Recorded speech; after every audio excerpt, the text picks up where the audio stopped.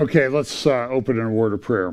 Father, thank you so much for this day. We pray that you will watch over us today, give us ears to hear and hearts and minds to understand. We pray that you will use the subjects we talk about today to bless and encourage people about the times in which we live. In Jesus' name, amen.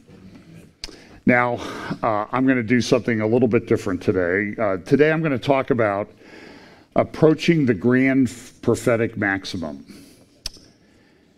Now, we'll explain in a minute what that means. But first of all, let me just explain two things. If I fall asleep up here, it's not my fault. Pam and I, as a lot of you know, we closed on a house this week, and we're in the process of moving and been lifting and moving and stretching things that obviously haven't been stretched that way in quite some time. So I'm a bit tired. I didn't get much sleep the last 2 or 3 nights. And hopefully by Thursday evening we'll have at least the furniture in the house and everything. So we're, as you know, moving closer to church, about 20 miles closer to church is one of the main reasons we're doing that. So now the other thing I have to tell you about is Mike Clapham. Is Mike here? I don't see him. Good. Although he authorized me to tell this.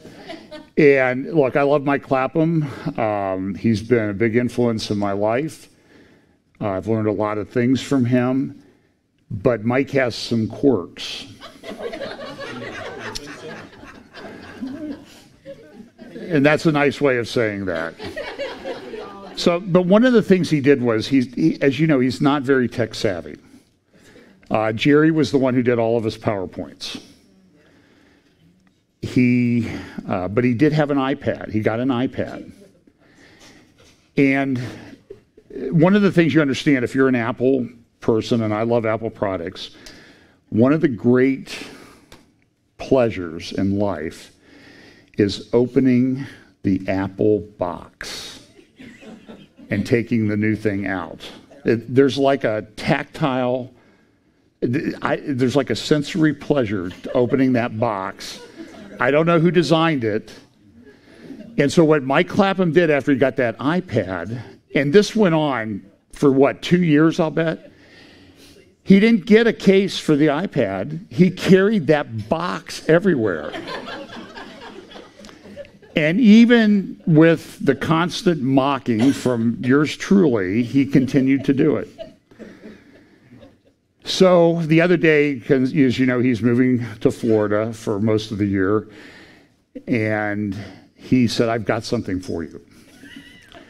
And I went and I told Pam, I've got something for him. So in the parking lot this morning, we exchanged things. And what he did was he gave me his iPad box.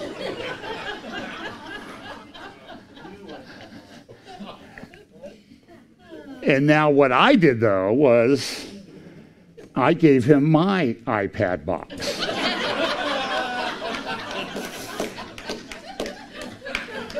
So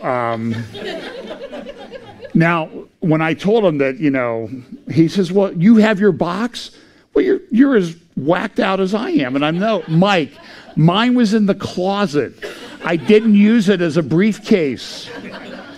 He actually said he called the manager at the Apple store here locally and said, I want to buy a box, an iPad box, to give to my friend. And the guy says, well, I can get you one, but it's $329 because we don't sell them without the iPad. So anyway, so I just thought it was kind of funny because we each had the same idea, but I'm just telling you, he carried that thing for years. He'd come to meetings and people go, you just kidding? Oh no, I've had the iPad for a couple of years. I just like the box. So somebody give that boy a case, buy him an iPad case. Find out what kind he has. So listen, so I'm going to talk about approaching the grand prophetic maximum. Now, the reason for that, as you know, we talk about the convergence of events and that there'll be an acceleration of things as we approach the end times. Now, in listening to an interview with Jeff Nyquist this week, And Jeff has a good blog on China and I think the grand solar minimum. He wrote it back in June. It's an excellent article.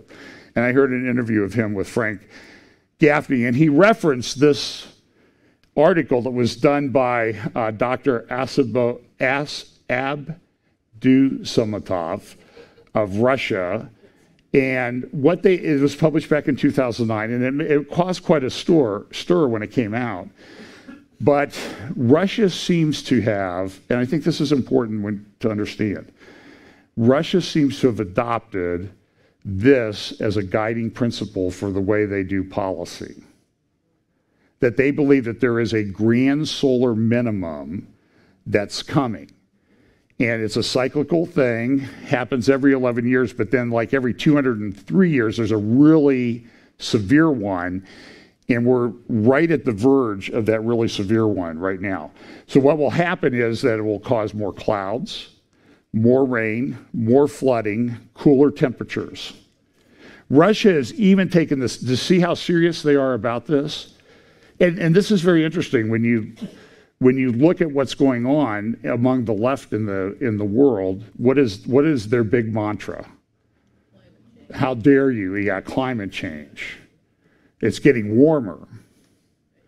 But what Russia's doing, and I'm not so sure that this is not communist, KGB-inspired propaganda to get us focused on something else when a great cooling is happening. We're worried about the warming. Russia's gone so far as to extend or deepen the hulls on their icebreakers in the Arctic because they think the ice is going to get thicker and come back.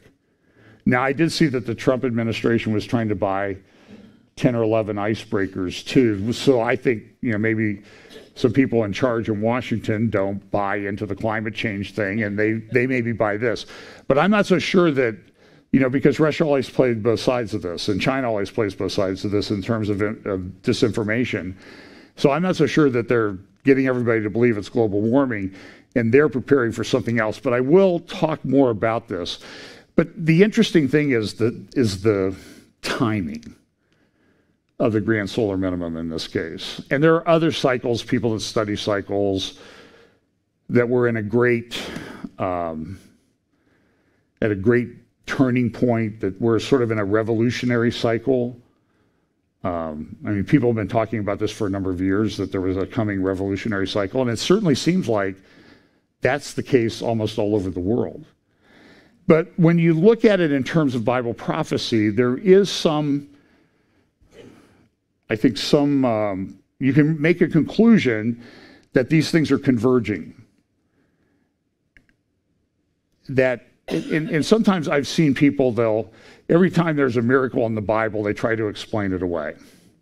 One example would be the long day of Joshua.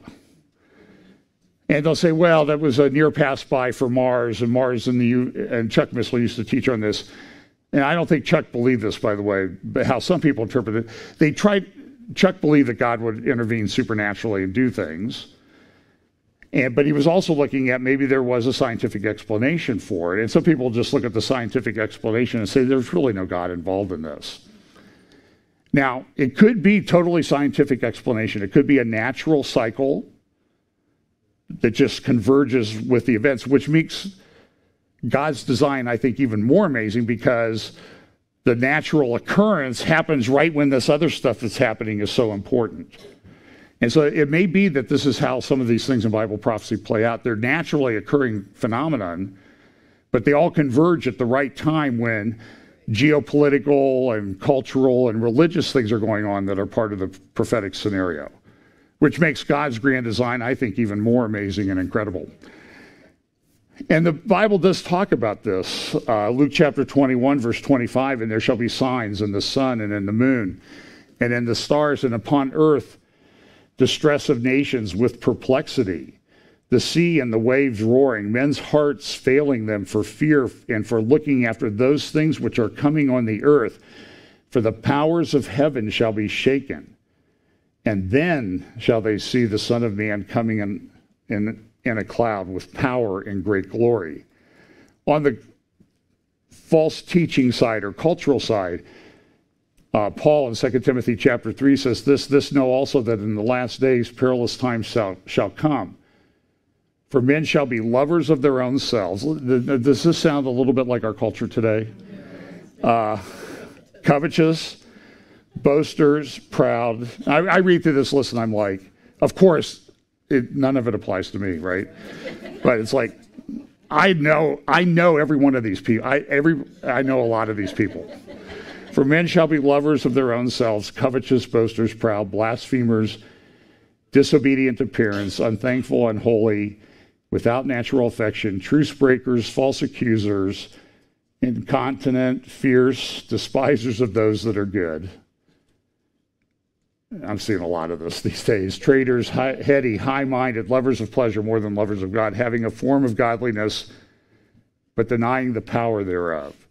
From such turn away, for of this sort are they which creep into houses and lead captive silly women laden with sins, led away with divers lusts, ever learning and never able to come to the knowledge of the truth. Now, as Jannes and Jambres withstood Moses, so do these also resist the truth. Men of corrupt minds reprobate concerning the faith. Boy, there's a lot of examples of things. We still have this issue with the coronavirus, and I don't think I've ever seen an issue that's been more divisive, leading to fighting. How dare you not wear a mask? How dare you require me to wear a mask? And on and on. Everybody's upset with everybody. And, people I don't like that crazy thing. And it can be hot and everything. So there's been a spike, and you can talk about what's the reason for the spike. Here's a big article from the New York Times the other day. Sweden stayed open to spare its economy, but it still took a hit.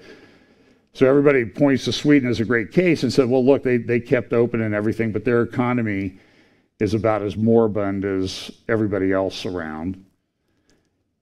So it didn't really help, and they actually have they have a higher death rate. It's still pretty small, but they do have a higher death rate than the countries around them. So the question, it seems like nobody really knows what to do with this thing. And I don't know that they're ever going to know, and maybe it'll go away. I saw an article this morning, The World in 2022. I think it's an editorial in the New York Times. And I was reading it. It was a picture of a circle of houses around a pit in the middle that looked like the coronavirus dug out. And what's it going to look like? And as we were been looking at homes and running around and talking to people, everybody's working from home. When the guy came to put in the internet at the new house yesterday, when I ordered it the other day, I told the lady that I was talking to, I said, you've been the most wonderful person from this company that I've ever dealt with. And this call has gone so well that I'm now very, very nervous. So then yesterday the guy didn't show up, so I had to call, and they sent out a supervisor. And this guy put it in, and, everything was working perfectly when he left. And he said, are you happy? And I said, I've been married 45 years. This may be the happiest day of my life. My wife was standing right there. She knows me.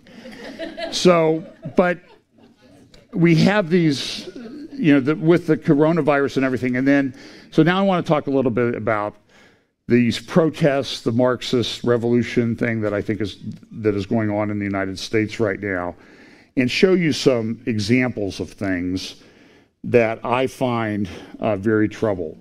And I'm going to refer to a few articles from City Journal, which I think is one of the better conservative magazines out there. Heather McDonald writes for them, and there's a tremendous amount of controversy around what Heather McDonald has written about and some of the studies that she's cited.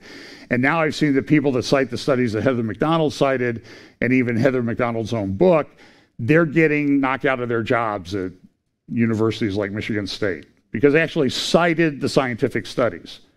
And so the people that wrote the scientific studies, that seem to support the contention that there's really not any provable race bias in police shootings of suspects. That's completely contrary to what the culture wants you to believe, right? So somebody cited that at Michigan State, and now they've been taken away from their research position. And the people who wrote the article, the research article that said that, are now withdrawing it. Why are they withdrawing it? Because they're getting hammered by the universities and whatnot where they're employed. How dare you say this? This is not part of the orthodoxy. And what we really have, and I think you'll see in a moment in the next City Journal article that I talk about, is that we're really dealing with a very committed cult.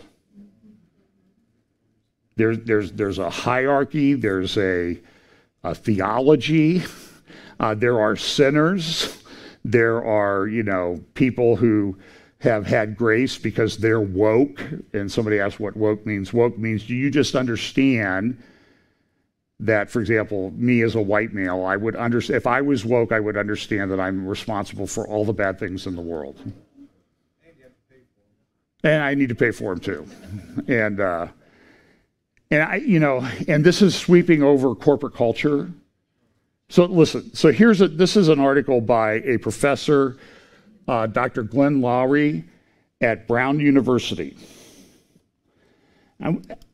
First of all, he says this: I got this letter, this is back in the early part of June, from the leadership, the self-identified leadership, priests, if you will, of this cult, Brown University, the president, the head of the board that invests Brown University's endowment, the vice president, the heads of departments and everything.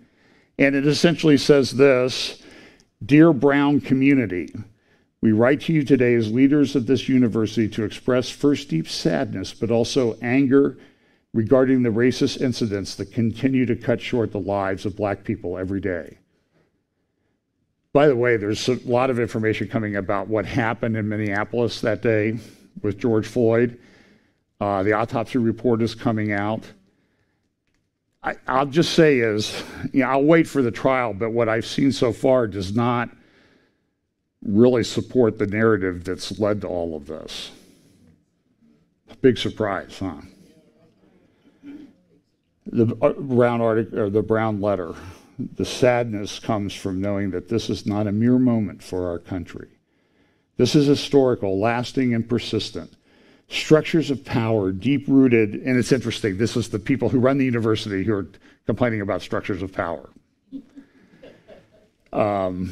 As well as prejudice, outright bigotry, and hate directly and personally affect the lives of millions of people in this nation every minute and every hour.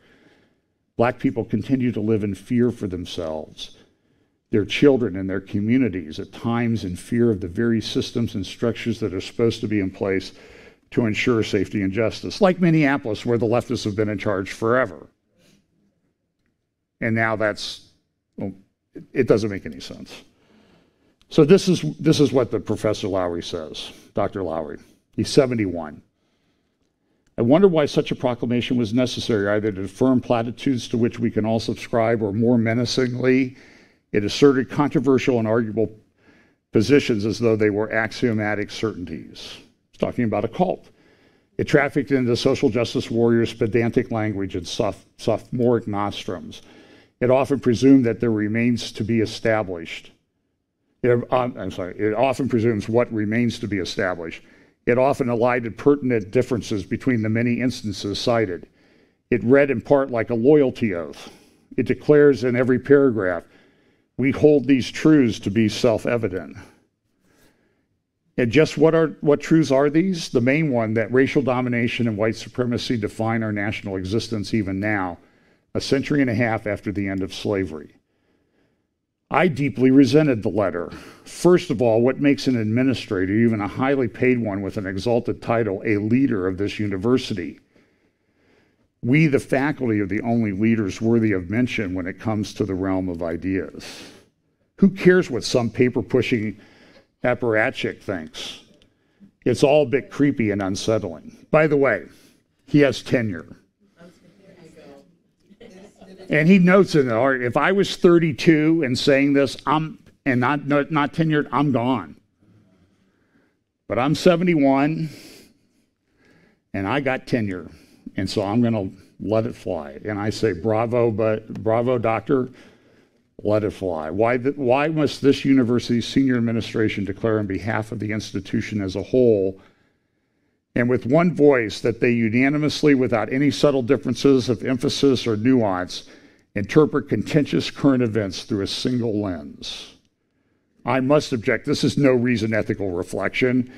Rather, it is indoctrination, virtue signaling, and the transparent currying of favor with our charges. The roster of Brown's leaders who signed this manifesto in lockstep remind me of a Soviet Politburo making some party line declaration. I can only assume that the point here is to forestall any student protest by declaring the university to be on the, capital quote, right side of history. What I found most alarming, though, is that no voice was given to what one might have thought would be a university's principal intellectual contribution to the national debate at this critical moment. Equally troubling were our president's promises to focus the university's instructional and research resources on fighting for social justice around the world, without any mention of the problematic and ambiguous character of those movements which have, over the past 2 centuries or more, have self-consciously defined themselves in just such terms, from the French and Russian revolutions through the upheavals of the 1960s. My bottom line is, I'm offended by the letter. It frightens, saddens, and angers me. And he is right. Oh, by the way, this is Dr. Lowry. Process that. You know what? I don't know right off the top of my head. I hope he teaches. What does he teach? I hope he teaches everything. Because we have this cancel culture. J.K. Rowling, who I'm no fan of Harry Potter fame, is in all kinds of trouble because she refuses to adopt wholesale the transgender nonsense. And as I was sort of researching and looking around for things, I found all kinds of things like this report. The question is, so this George Floyd thing happened, and now we have all these reports and curricula, and all, you understand, all these things are full-blown overnight. They appear to be, but I don't think they were. So somebody either planned something or they were ready when something happened to jump on it.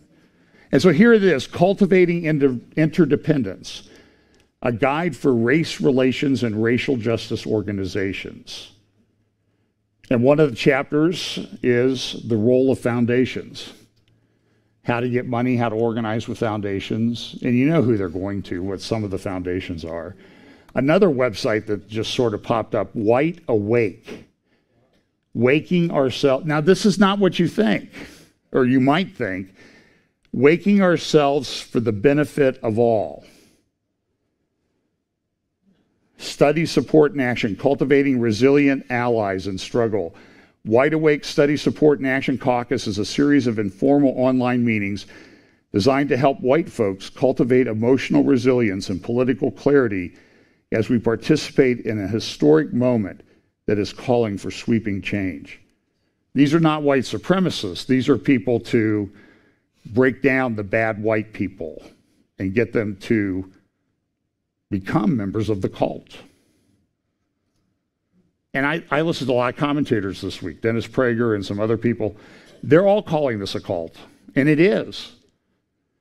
And the problem is there are a lot of pastors all over America that are bowing the knee to this thing and adopting the theology of that cult over what they know or should know is good Christian biblical doctrine and theology.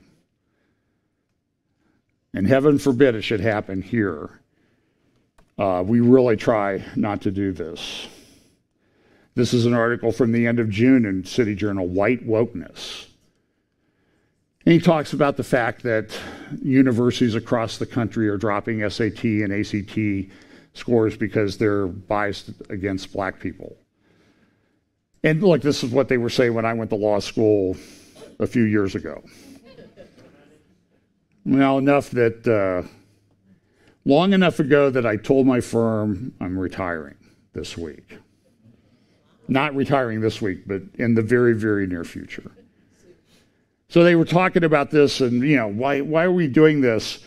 And he said, and the person he was talking to about, he just didn't agree with this process of not using the ACT or SAT because they're just biased.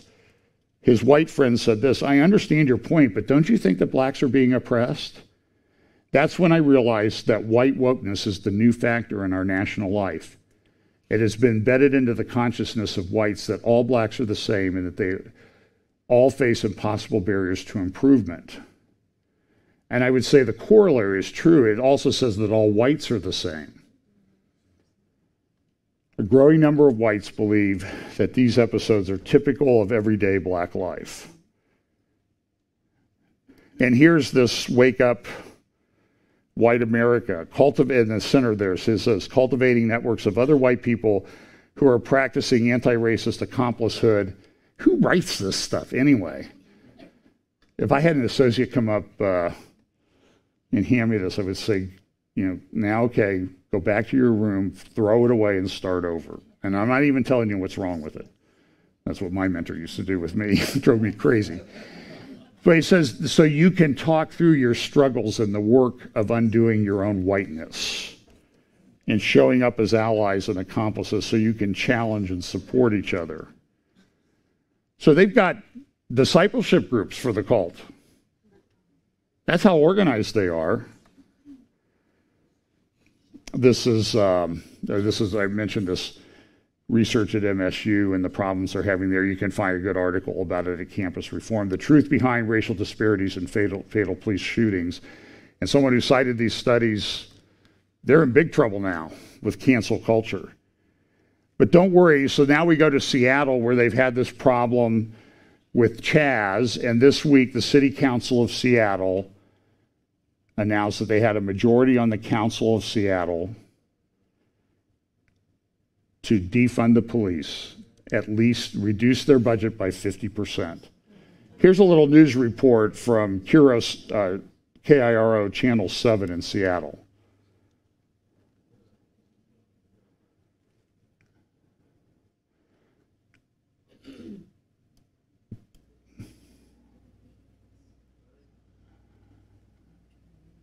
You got the audio there, guys? Huh?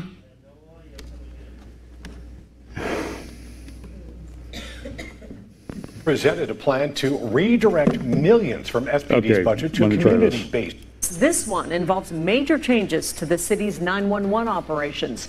Right now, the majority of Seattle City Council is throwing its support behind a new coalition called Decriminalize Seattle. It presented a plan to redirect millions from SPD's budget to community-based organizations. And Cover 7's Lindsay Sheldon asked Police Chief Carmen Best for her response to this. And Lindsay, she's really cautioning them about moving so quickly.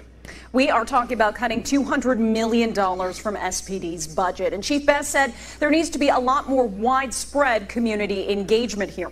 It comes as some organizations today, including the Black Trans Task Force, student groups, Africatown, and others, voice their support.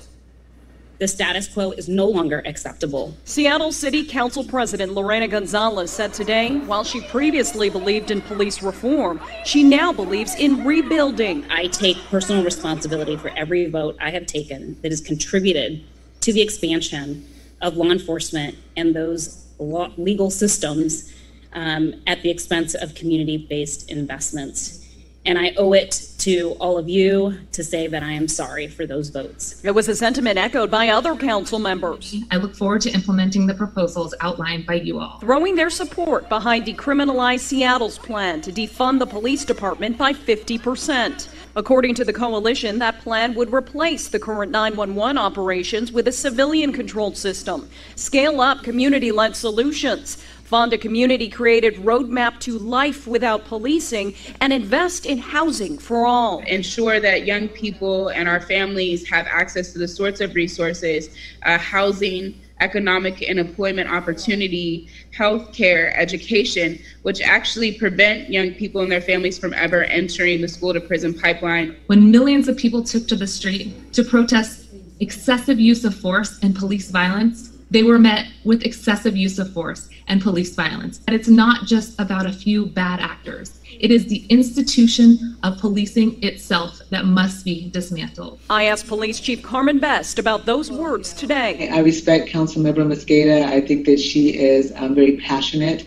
about what she's doing, but she also needs to think about, the fact that public safety and the budget are intertwined, and that we need to make sure that we're doing what's in the best interest of everybody. If anybody recognizes issues of systemic racism and institutional racism, it's me. The city has cautioned that removing 50% of funding would mean losing about 1,000 personnel. I'm hoping that the City Council will rethink the plan to do that without having a plan for how we're going to re-envision policing and how it will work.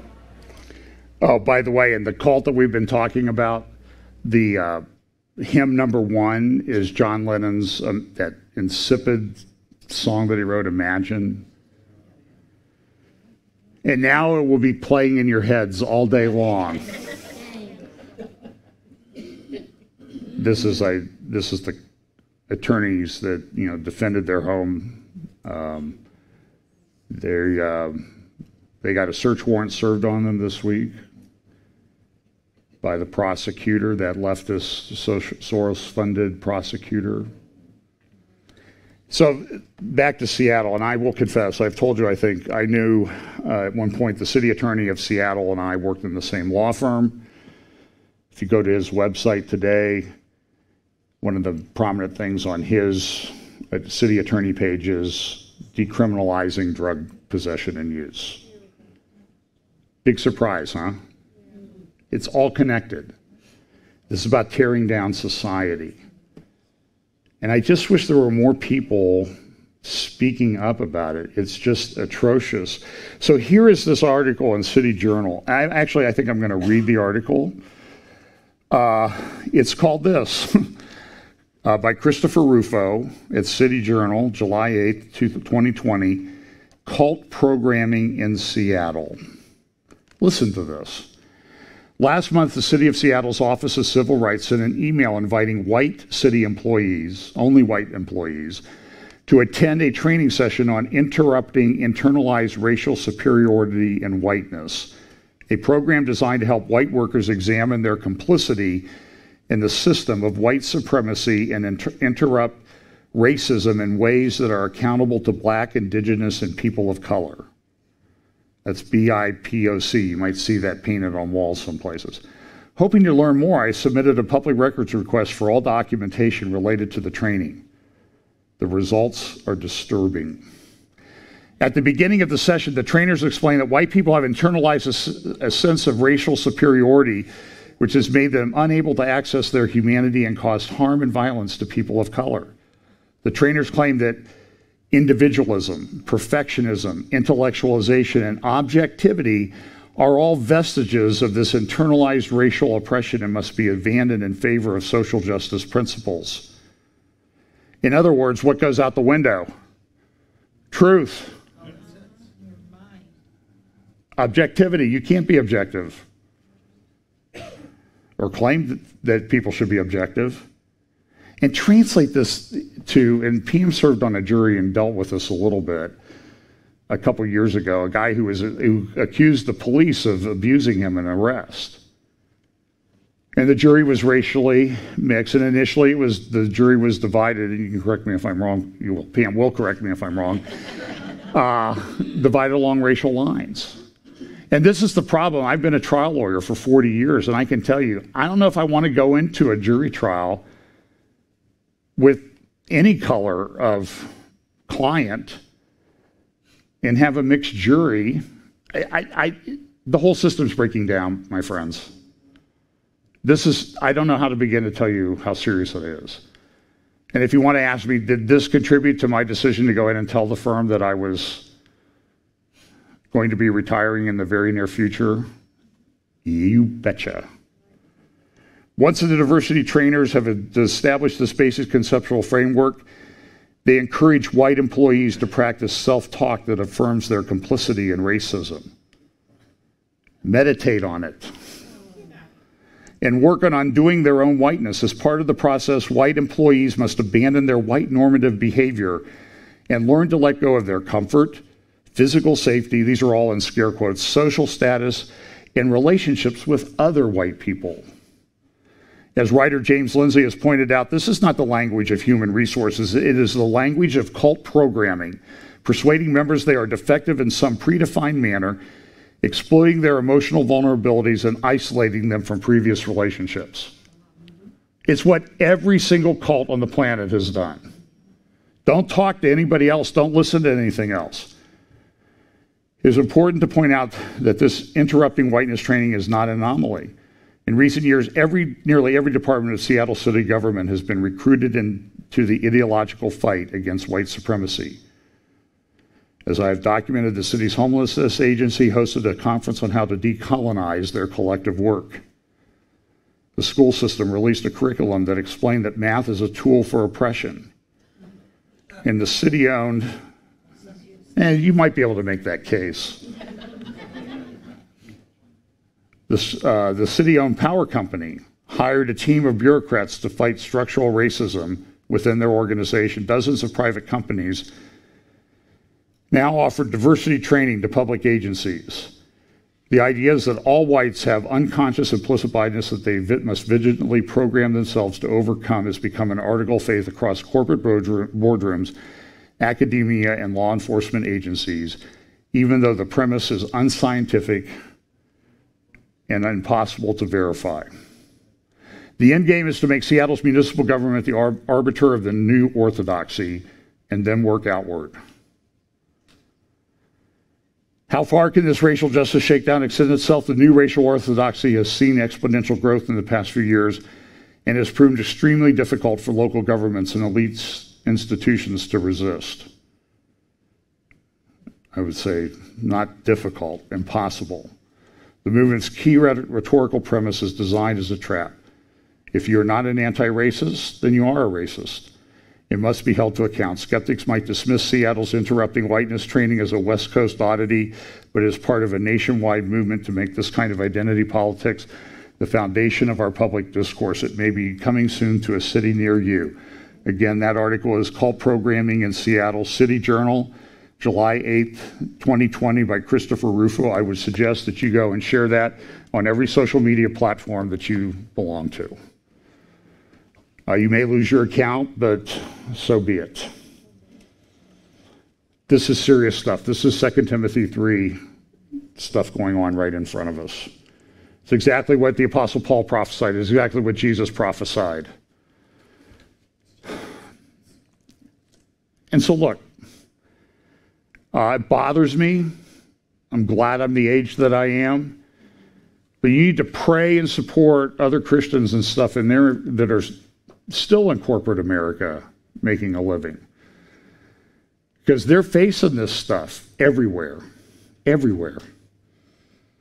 I mean, I get, news articles from National Law Journal and that type of thing, and it's all pushing on this. And then we have the Supreme Court decision this week. I don't even know, I even have time to look at it. They essentially gave a large chunk of Oklahoma back to one of the tribes. It includes most of the city of Tulsa. And I don't know how this plays out. Believe me, what you're seeing though is you're going to see that's the template for a whole bunch more of these things to undo treaties and that type of thing that were entered into a long time ago. And maybe breached. Some of the treaties were obviously breached. But it's to tear apart the fabric of society. Jeff Nyquist, in his interview with Frank Gaffney the other day, said, somebody tried to recruit me into this communism cult when I was in college. She was a Lakota Sioux Indian, and she now is part of the group that's saying, hey, that Mount Rushmore is our land, tear it down. So this is not going away anytime soon. And somebody was asking me this week about Supreme Court decision that said you can force a faithless elector to vote for the people, to vote for the candidate that the majority supported in a state. And the question was, how's that going to affect the election? I'm like, well, the electors don't meet till the early part of January, and I suspect in over half the states, the way I'm looking at things going, we won't even know who the winner is in at least half the states by early January. And then what happens? Chaos. And theoretically, the two main presidential candidates could tie. That would be great. So let's just look at some things in the Middle East, in Asia, that I think are important in the prophetic scheme of things. This continues to be a problem between Egypt and Ethiopia, and even Sudan to some part, because they rely heavily on the Nile River as well. And Ethiopia is saying, look, we're gonna start filling up the dam. And Sisi, the head of Egypt, says, no, you're not. We're going to fight it. And who knows where it's going to go, but it's reaching a sort of a flashpoint. Now, this is Al Akhbar, which is a Arabic language newspaper in Lebanon. What I'm going to tell you now doesn't relate to that particular cover. Lebanon is melting down. The financial system is in major crisis. It's a political crisis. There are even reports of people, because of lack of food, they're committing suicide. They can't afford anything. Inflation is rampant. The financial system the whole system is corrupt. But this is an article that kind of points out something that's kind of interesting that's happening, and it's obvious all these things are happening, and here's what the headline there on the front page says: Israel, Iran, burning fingers. Because what's happened over the past number of weeks, and I'll give you some more details in a moment, is that Iran seems to have this sudden problem with things exploding and blowing up and burning. And nobody's really taking credit for it, and Iran's just sort of saying, well, others are responsible. So let me put in context what I think is going on and why is Israel, if Israel's doing this, why are they doing it at this particular time? I also want you to keep in mind, well, here's what happened. This is a report, this was coming out over the last couple weeks, that China and Iran have inked a 25-year plan for China to support Iran and to use Iranian assets, for example, in the production of certain defense industry things, and in return, Iran will get a hold of it. So this was a meeting that occurred, I believe, last August, where a lot of people think the final details of this 25-year agreement between Iran and China was worked out. And here's an article from this morning's New York Times: U.S., China, and Iran near trade and military deal. Some think that it's already happened. So in the context of Iran's had a lot of problems. There's a lot of demonstrations. Their economy is in tatters. People are getting upset with the regime. There's even some suggestion in some quarters that the Iranian Revolutionary Guard may be taking over the government in the near future. But they're aligned with the Islamists anyway, so don't take any comfort in that.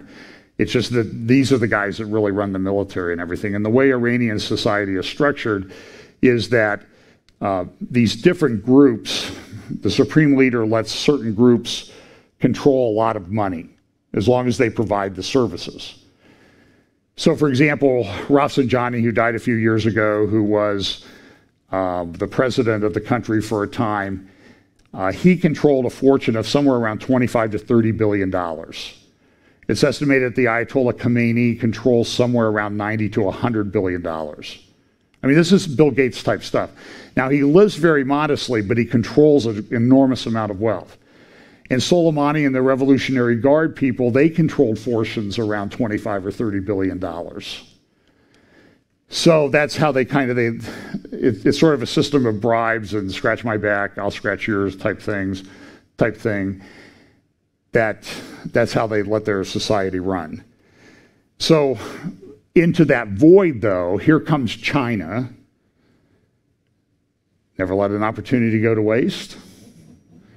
China says, hey, this will help, on the Silk Road railway across Iran and all this thing. Hey, Iran goes, we want a railway to the Mediterranean. We want roads to the Mediterranean. They also want the roads so people can come to the place to meet the Mahdi when he returns to Iran. They've actually built some of those roads already. So I think whoever's doing this has a reason to do this because of these things. And there's a whole list of these recent incidents. This was from a couple days ago. There are even a couple that aren't on there yet. This epidemic of things blowing up. Here in Natanz, this was a building where Iran was assembling its third and fourth generation centrifuges, which would make them able to process the plutonium fuel into, or uranium, into weapons-grade plutonium for a nuclear weapon. By the way, Iran also put up a military satellite into orbit. This is very concerning because it shows that they probably have developed much more long-range missile capability than anybody has been willing to give them credit for. So this building was destroyed.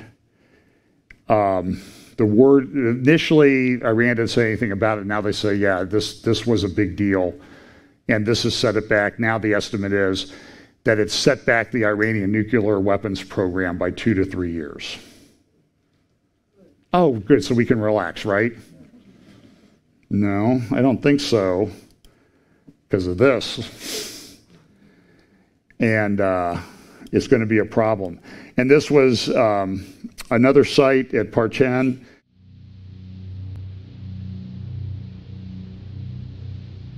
This was yet another, this was an attack the other day that occurred in, I believe this one was Shiraz in southern Iran.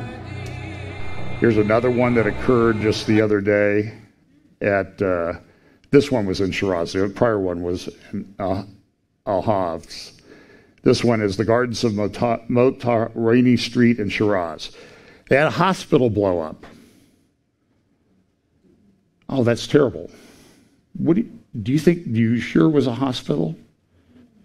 Well, it may have been a hospital here that you could see what's going on underneath.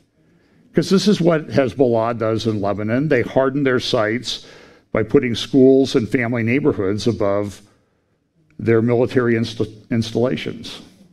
And this is what and Hezbollah didn't dream it up. They learned it from Iran. Here's an interesting thing about China.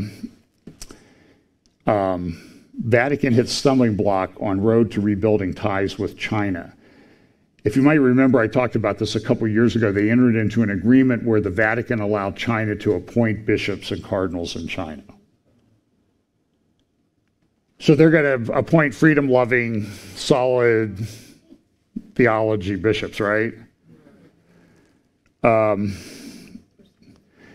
In the article there in the South China Morning Post, it says there are still 23 bishops chosen by the Vatican awaiting recognition by Beijing. Beijing requires written approval for the clergy to join the Chinese Patriotic Catholic Association, followed by a pledge of loyalty and obedience to the party leadership. At the same time, church leaders who don't do that are being arrested and persecuted in great deal. So back to this. What's going on in China? China has problems. It's not this monolithic great power. They had problems with the virus. They, because of this, what some people think are the beginnings of this grand solar minimum, they've had a lot of flooding. They've had crops go down. They have close to 1 billion people that live on about $140 per month. And prices of food are way up. Rice up 70% over the last few months. Barley and wheat up 50%. The wheat crop was actually affected by a late freeze. And then flooding.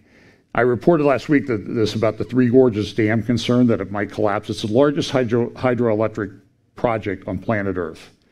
And China has some enormous rivers. And so this week, there's so much pressure on the dam, and some people think that the dam, there have been a couple earthquakes in that area over the last few years, including one a couple months ago, may have damaged the dam. And now you have this enormous amount of water from incredible rains because of the extra clouds that have formed in China. And so they have floodgates, and this week they opened all 9 floodgates for the first time in almost 60 years since the dam was built. And the amount of water that flowed out of them was tremendous. The city downriver, they told people that if you don't live above the 4th floor, you need to leave. You need to get out of town. And they released it because they were concerned about the ability of the dam to hold this back. There are estimates that dam broke that upwards of as many as 100 million people could die in the floods. And so China knows this. So they're trying to do things. So they're everywhere trying to shore up their economy. And so my question is, we know in this prophetic scenario, at least one version of the prophetic scenario is that the kings of East come to the Middle East. A huge army, 200 million. And listen, I will acknowledge there's a lot of people that don't necessarily agree with that view, but let's just say that view is correct. The Euphrates River drives up. Why are they coming? Is it maybe famine? They're looking for food? I've told you because of demographic issues in China and India will soon have somewhere in the neighborhood of, guess what, 200 million males of military age that have no prospect for a female life partner, a wife, because of sex selection and abortion and that type of thing. This is going to be a major crisis. I don't know how, I think it's a huge issue. And so also what I'm telling you is that when I talk about things in terms of the grand prophetic maximum, there's going to be this, it's a convergence, but it's also like this exponential curve of things that are going to happen. So for example, I think on one of the charts I use, I show the 6 seals of Revelation. And we can argue about when they open and that type of thing, but they don't have their impact. For example, the 3rd seal doesn't open and everything with associated with the 3rd seal happens. Then the 4th seal opens. Now what happens is 3rd seal opens and it starts to get worse and worse. Then the 4th seal, then the 5th seal, and they all kind of go and they all kind of converge to where there's a really big recognizable issue. And this is to me is very interesting, the way all of this is playing out. And I think it's playing out in a way, I'll be honest with you, a lot, look, we didn't know what was going to happen. We thought we knew what was going to happen. But I could go back and I could show you everybody who does a prophecy update or something in the early part of 2020 or in late 2019. And they weren't talking about all this happening because we don't know, and we'll be surprised, but we need to be aware and looking at how these things are going to play out. Now, here's one that's very interesting. And so before somebody corrects me, there's a Hagia Sophia, the great cathedral that was built 1,500 years ago in Istanbul, at the time Constantinople.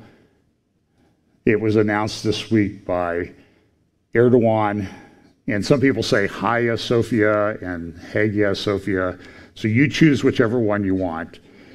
Everyone will know what you're talking about. And this week Erdogan says it's going to reopen as a mosque for Friday prayers on July 24th, first time in 85 years. This was built as a church. For 1,000 years, it was the largest church in the world, maybe the largest building in the world. It's an incredible site. And so here are all these, and this is front page news like Wall Street Journal. This is a big deal, what Erdogan is doing. Here's a picture of the Hagia Sophia. It's a tremendous structure. You can see they built minarets on it later. They took out all the crosses. And it's not like they need a mosque in Istanbul. There are 3,000 mosques in Istanbul. In fact, if you could look behind this photograph, the other direction is the Great Blue Mosque built back in the 1600s, 15 or 1600s. That's almost as big as this thing. But Erdogan did it because this is to advance his Islamist agenda. Tremendously beautiful building. Here's Erdogan. He gave a speech when he was announcing this.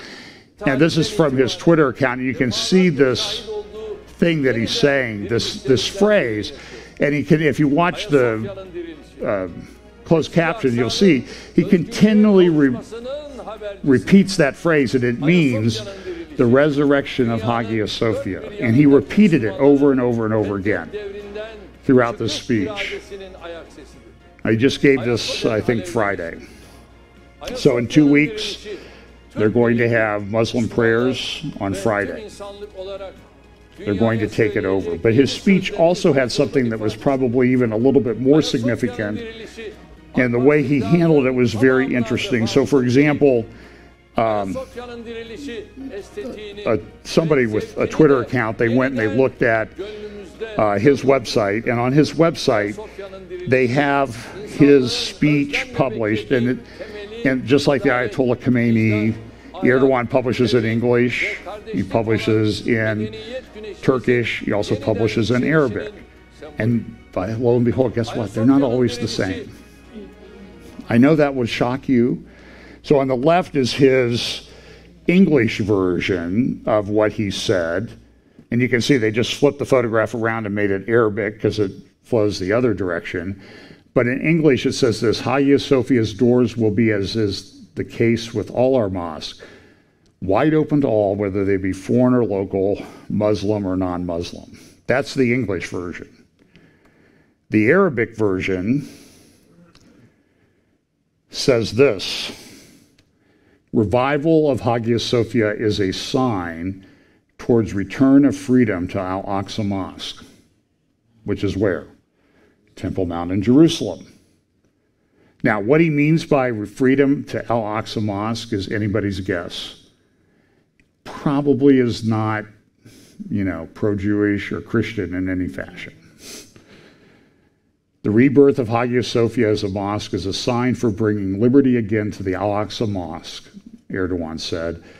Why is this not mentioned in English? The Twitter user said.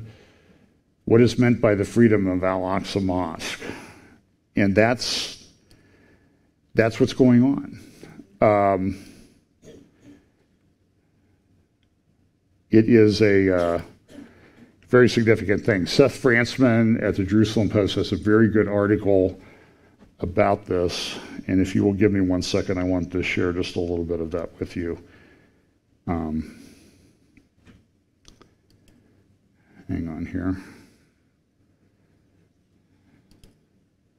I had a slide made up, and then things were going too well yesterday, so I knew that something was coming.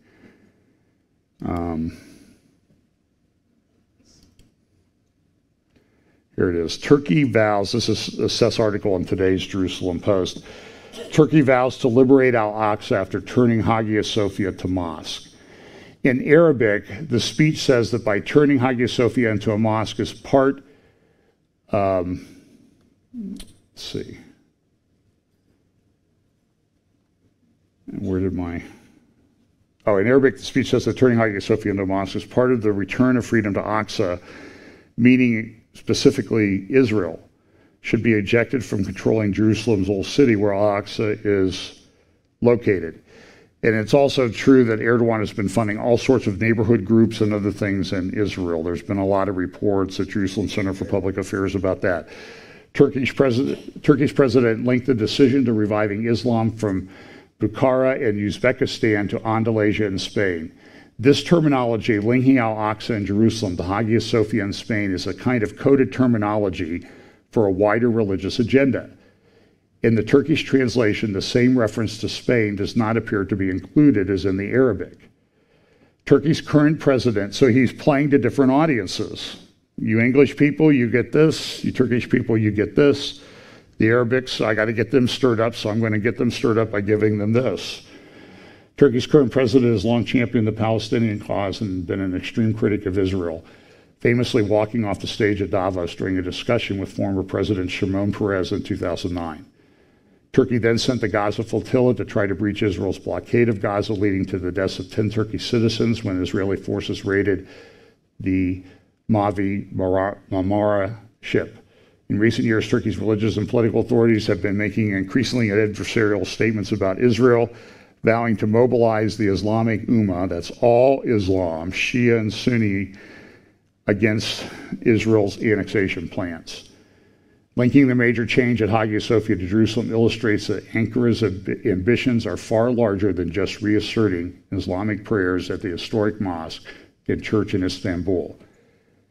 It is part of a larger Islamic agenda for the region.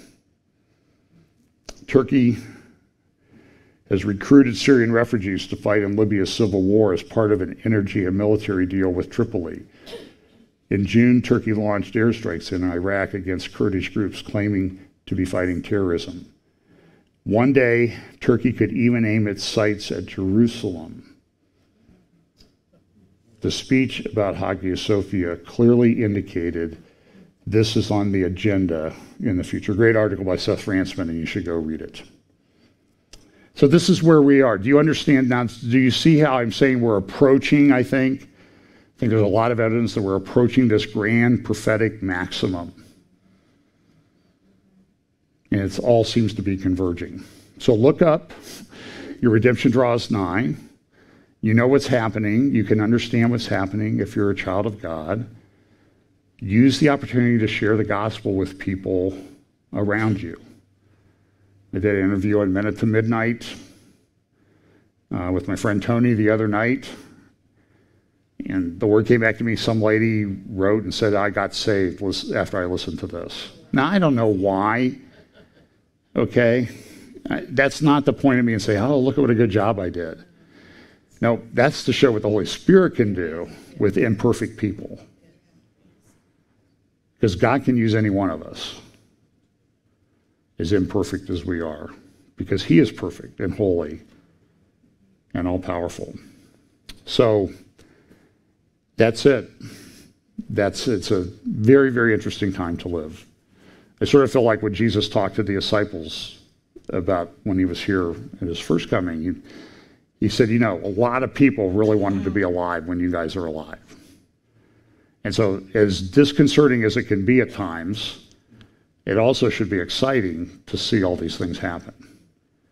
But that doesn't mean it's going to be all smooth sailing from here. And that's why we need to gather.